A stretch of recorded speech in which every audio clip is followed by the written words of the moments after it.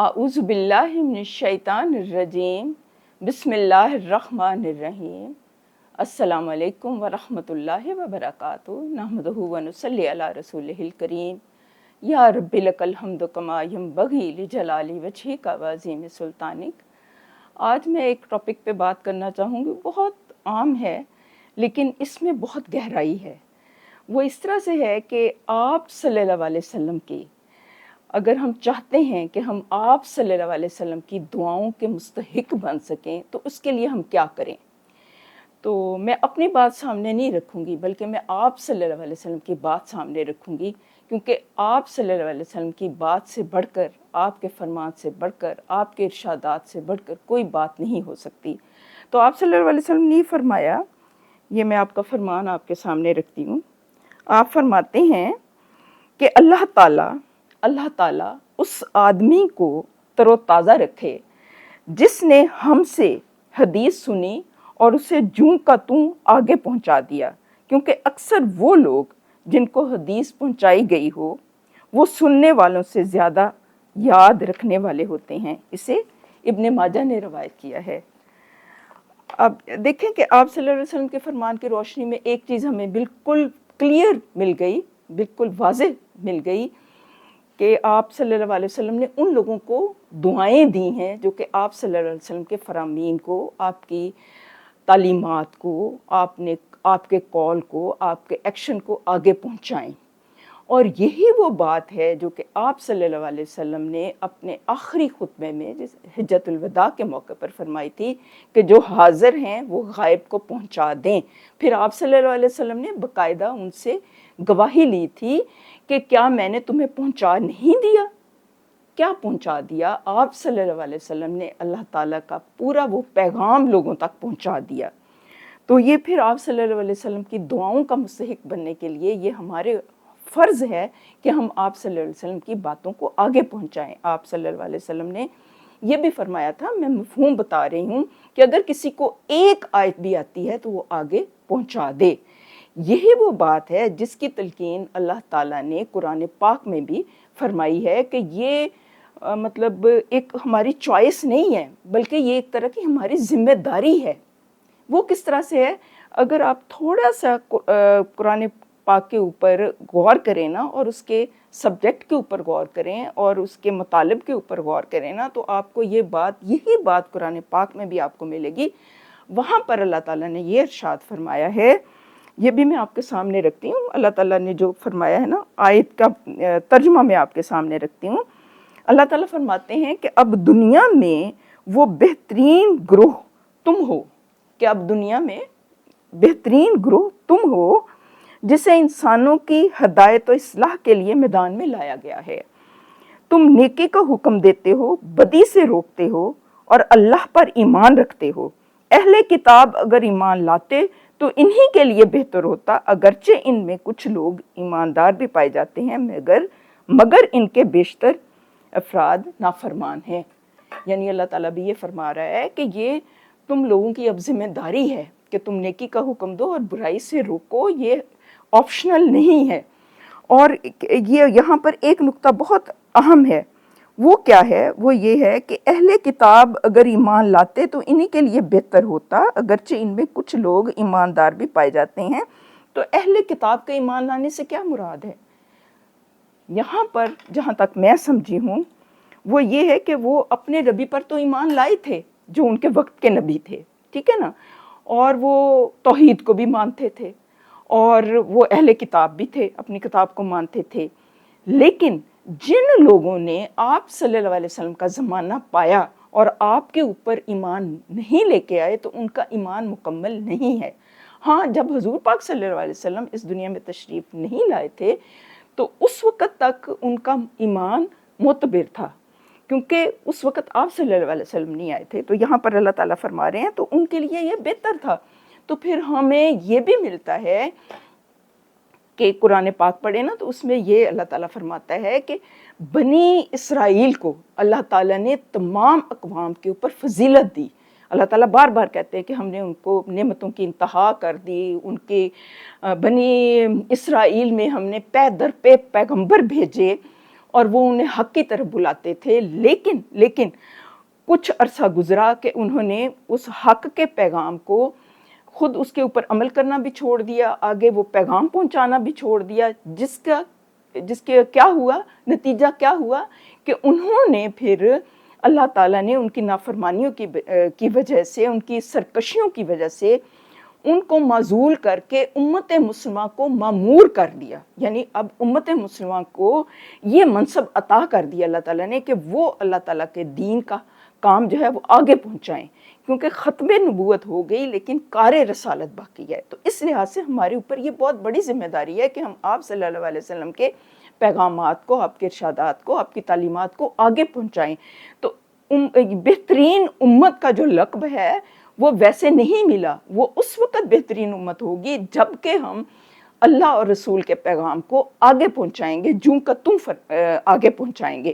تو ان کو معزول کرنے کی بھی مین وجہ یہی تھی نا، انہوں نے صرف نافرمانیاں نہیں کی تھیں، انہوں نے سرکشیاں کی تھیں، انہوں نے اپنے نبیوں کو بہت ستایا تھا. اگر آپ نے قرآن پاک پڑھا ہو تو اس میں تو یہاں تک تھا کہ وہ اپنے نبی کو کہتے تھے کہ ہم تو اب ادھر بیٹھے ہیں اور آپ جائیں، آپ اور آپ کا رب جائے اور جا کے دشمنوں سے مقابلہ کرے، خدا نخواستہ. لیکن مسلمانوں میں بہرحال اس گئے گزرے دور میں، اس گئے گزری کوششوں کے باوجود مسلمانوں میں یہ چیز بہرحال پائی جاتی ہے کہ وہ اپنے نبی کے فرمان بردار تھے. صحابہ کرام کا کردار ہمارے سامنے ہے کہ کس طرح انہوں نے آپ صلی اللہ علیہ وسلم کا ساتھ دیا اور اپنی جانیں نچھاور کیں اور آپ کا بھرپور ساتھ دیا. لیکن آگے جا کر ہم دیکھتے ہیں کہ اس ٹریک کے اوپر ہم نہیں چل رہے. ہمارے اندر بہت زیادہ اس چیز کی اصلاح کی ضرورت ہے تاکہ ہم آپ صلی اللہ علیہ وسلم کی دعاؤں کے مستحق بن سکیں. اور آپ صلی اللہ علیہ وسلم نے یہی فرمایا تھا نا کہ آپ اگر کوئی میرا پیغام آگے پہنچائے گا تو پھر اس کا چہرہ تر و تازہ رہے گا، یعنی اس کے اوپر ایک خوشی ہوگی، ایک اطمینان ہوگا اور آپ صلی اللہ علیہ وسلم کی دعاؤں کا وہ مستحق ہوگا. اور اس کے بارے میں آپ صلی اللہ علیہ وسلم نے تلقین بھی یہ کیا تھا، وہ میں آپ کے سامنے رکھتی ہوں کہ کن الفاظ میں آپ نے تلقین کیا. آپ صلی اللہ علیہ وسلم نے ارشاد فرمایا کہ میں اس ذات کی قسم کھا کر کہتا ہوں جس کے ہاتھ میں میری جان ہے، تم نیکی کا حکم کرو گے اور کرتے رہو گے اور ہر حال میں تم برائی سے روکتے رہو گے، ورنہ یوں ہوگا کہ اگر تم اس کام سے رہ گئے اور امر بالمعروف اور نہی عن المنکر نہ کر سکے، خلافت قائم نہ کر سکے اور حکومت کی طاقت سے تم خیر اور نیکی کو نافذ نہ کیا اور حکومتی طاقت سے تم نے شر کو دور نہ کیا تو تم پر اللہ کا عذاب آ جائے گا، اللہ کی طرف سے تمہیں سزا پہنچے گی. پھر تم اللہ کو پکارتے رہو گے، دعائیں مانگتے پھرو گے، لیکن تب تمہاری دعائیں قبول نہیں ہوں گی. یعنی یہ آپ صلی اللہ علیہ وسلم نے باقاعدہ صاف الفاظ میں یہ کہا ہے کہ یہ تمہاری ڈیوٹی ہے کہ تم نیکی کا حکم دو اور برائی سے منع کرو. عمل بالمعروف اور نہی عن المنکر جو ہے یہ امت مسلمہ کی ذمہ داری ہے، اور اس کا یہ باقاعدہ ایک بہت بڑا ٹاپک ہے. اگر اس کا ایک پوائنٹ کو ڈسکس کریں تو اس میں بہت ٹائم لگ جائے، لیکن مختصر طور پر اس کی وضاحت اس طرح سے ہے کہ جو ہے نا معروف نیکیاں، جو جانی پہچانی نیکیاں، وہ سب جانتے ہیں کہ جھوٹ بولنا بری بات ہے، کسی کو دھوکہ دینا بری بات ہے، امانت میں خیانت کرنا بری بات ہے، تو یہ سب جانتے ہیں. اس کے علاوہ حقوق اللہ، حقوق العباد، اس کا دفاع کرنا، اس کے ساتھ ساتھ ایک چیز جو کہ انتہائی ضروری ہے کہ اللہ تعالیٰ کے دین میں پک اینڈ چوز نہیں ہے. اللہ تعالیٰ کے دین میں پک اینڈ چوز نہیں ہے کہ جو چیز پسند آئی اس کو اختیار کر لیا اور جو چیز ناپسند ہوئی اس کو چھوڑ دیا. یہ چیز نہیں ہے. جہاں پر بھی اللہ کو حکم آ جائے، جہاں پر بھی رسول پاک صلی اللہ علیہ وسلم کا حکم آ جائے تو اس کو من و ان ویسے ہی اس کو قبول بھی کرنا ہے اور اس کے اوپر عمل بھی کرنا ہے. اس ضمن میں ایک واقعہ میں آپ کے سامنے کوٹ کروں گی، قرآنی واقعہ ہے، وہ آپ نے پڑھا ہوگا، اگر جس نے قرآن پاک پڑھا ہے سمجھا ہے تو وہ جانتا ہوگا کہ کس طرح سے بنی اسرائیل نے جب سبت کے قانون کو توڑا. سبت کا قانون وہ جو ہے نا کہ ہفتے والے دن آپ نے مچھلیوں کا شکار نہیں کرنا، تو 3 گروہ بن گئے تھے نا. ایک وہ گروہ تھا جو کہ नेकी का हुक्म देता था और बुराई से रोकता था, क्योंकि अल्लाह ताला ने कहा था कि हफ्ते वाले दिन तुम लोगों ने मछलियों का शिकार नहीं करना। लेकिन वो एक जो ग्रोथ था ना, उसने बाकायदा रोका कि अल्लाह ताला का ये हुक्म है कि तुमने आज शिकार नहीं करना। वो तो अमर बिल मारूफ और नही अनिल मुनकर कर रहा था। दूसरा वो ग्रोथ था जो कि खामोश तमाशाई बना हुआ था। तीसरा वो ग्रोथ था जो कि मतलब सरकशी कर रहा था और मतलब उसको इस चीज़ की परवाह ही नहीं थी कि अल्लाह ताला का क्या हुक्म है, रसूल का क्या हुक्म है और किस तरह से ये। तो फिर क्या हुआ था कि अल्लाह ताला ने उन्हें बंदर बना दिया था। ये आप सब जानते हैं, ये कुरानी वाक़या है, ऑथेंटिक तरीन वाक़या है। अब ये है कि अगर हम ना करेंगे इस तरह से, अगर हम नेकी का हुक्म नहीं करेंगे, बुराई से नहीं रोकेंगे, तो खुदा न खास्ता कहीं हमारा हाल भी वैसा ना हो। ये तो आप सल्लल्लाहु अलैहि वसल्लम की दुआओं के तुफ़ैल हमें मस्ख का अज़ाब नहीं है, यानी अल्लाह ताला हमें बंदरों वाली कैफियत में नहीं पहुंचाएगा और ना ही कोई इस तरह से होगा। लेकिन ये आपकी दुआओं के तुफ़ैल है कि हम लोग बचे हुए हैं। लेकिन हमारे लिए ये फ़र्ज़ ज़रूर है कि हम इस बात की पासदारी करें, क्योंकि वो कहते हैं ना, बड़ा अच्छी एक मिसाल देते हैं कि एक जहाज़ है तो उसके दो हिस्से हैं, और अगर उसके निचले वाले हिस्से में शगाफ हो जाए और वो पानी आ जाए तो वो जो है ऊपर वाले और नीचे वाले डूब जाएंगे। इसकी पूरी एक रिवायत में आता है और इसके लंबी ज़रा है ये रिवायत, तो मैं मुख्तसर तौर पे मैं ये बता रही हूँ। मतलब ये है कि उस शगाफ को भरना ज़रूरी होता है कि अगर कहीं पर बुराई देखी जाए। अच्छा, इसमें एक चीज़ बहुत इंपॉर्टेंट है, ये वाला नुक्ता बहुत इंपॉर्टेंट है, इंतहाई बल्कि इम्पॉर्टेंट है। वो ये है कि अमूमन होता ये है कि लोग अच्छाई के बारे में तो बता देते हैं कि ये चीज़ अच्छी है, ये चीज़ अच्छी है, और लोग उसको एक्सेप्ट भी कर लेते हैं। लेकिन बुराई के ऊपर निशानदेही करने से अमूमन लोग जो हैं कितराते हैं।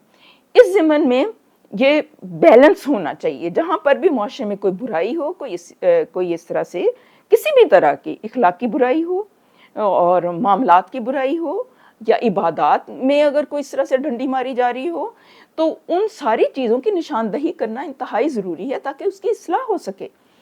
तो ये भी बहुत ज़्यादा ज़रूरी है, क्योंकि अल्लाह ताला ने जहाँ पर अच्छाई का हुक्म देने का कहा है, वहाँ पर बुराई से रोकने का भी कहा है। तो ये दोनों चीज़ें साथ साथ चलती हैं और इसी तरह से मुआशरे से बिगाड़ और वो जो है ना फसाद और इस तरह की जो नेगेटिविटी है वो दूर होती है। अदरवाइज़ ये है कि मीठा मीठा हप हप और कौड़ा कौड़ा थू थू वाली बात जो है ना वो सही नहीं है। इस ज़मन में आप सल्लल्लाहु अलैहि वसल्लम का एक फरमान जो है वो मैं ज़रूर आपके सामने रखूँगी, वो इंतहाई इम्पॉर्टेंट है ताकि अमर बिल मारूफ और नही अनिल मुनकर का जो सही तसव्वुर है वो आप सब के जहन में आ सके। हुज़ूर पाक सल्लल्लाहु अलैहि वसल्लम ने फरमाया कि तुम में से अगर कोई शख्स बुराई को देखे तो उसे अपने हाथ की ताकत से हटा दे, और अगर हाथ की ताकत नहीं है तो फिर पूरी कुव्वत के साथ जुबान का जोर लगाए, और जुबान खोलने की ताकत भी नहीं है तो दिल ही दिल में उसे बुरा समझता रहे। इससे मुराद ये नहीं है कि बुरा समझ के बैठ जाए, बल्कि मुराद ये है कि इस रंजो अलम में रहे कि ए रब, कोई सूरत पैदा फरमा और हमें ऐसी ताकत अता फरमा कि हम खिलाफत कायम कर सकें, हमें अपनी तरफ से ताईद व नुसरत अता फरमा कि हम बुराई को दूर कर सकें। और ये ईमान का कमज़ोर तरीन दर्जा है, यानी अपने तौर पर इस चीज़ की पूरी कोशिश करनी है, हाथ से रोकना है, ज़ुबान से रोकना है, अगर ये भी मुमकिन नहीं तो दिल में बुरा समझना है। हाथ से रोकने से मुराद ये है कि हम तो किसी को अगर हाथ से पकड़ के इस तरह से बुराई से नहीं रोक सकते ना, ये तो हुकूमत का काम है कि अगर कोई इस तरह से बुराई देखें जहाँ पर मतलब ये बड़े बड़े जराइम हो रहे हैं, तो आम लोग तो नहीं सामने निकल के आके उन्हें मारेंगे या करेंगे या उनके ऊपर हदूद नाफिज करेंगे, वो तो हुकूमत ही करेगी ना। तो ये हुकूमत अपनी सतह पे काम करे, हम लोग अपने तौर पर जितना हमसे हो सकता है अपनी ज़ुबान से अच्छाई को फैलाएं, बुराई को हम उसकी निशानदेही करें, अपने अपने तौर पर अपने अपने हिस्से का काम करें। तो इस तरह से मुआशरे में एक इस्लाह का और एक पॉजिटिव जो है फ़ज़ा जो है वो कायम होगी। तो ये इंतहाई ज़रूरी है इस चीज़ की निशानदेही करना जो है। इस ज़मन में मैं आपके सामने एक बहुत खूबसूरत कॉल रखती हूँ। हज़रत अली मुर्तज़ा करमल्लाहु वजहू फरमाते हैं कि सबसे अच्छा और अमली शुक्र ये है कि अल्लाह की दी हुई नेमतों में दूसरों को शामिल करें। और मैं समझती हूँ कि हदायत सबसे बड़ी और अरफा नेमत है, तो हदायत की नेमत को भी दूसरों में इंसान जो है वो मुंतकिल करने की कोशिश करे, तो फिर ही हम आप सल्लल्लाहु अलैहि वसल्लम की दुआओं के मुस्तहिक बन सकेंगे। اور جسے آپ صلی اللہ علیہ وسلم کی دعائیں مل جائیں تو اسے اور کیا چاہیے. تو یہی میں بات کرنا چاہ رہی تھی. اصل میں بات یہ ہے کہ ہمارے اندر یہ جذبہ ہونا چاہیے.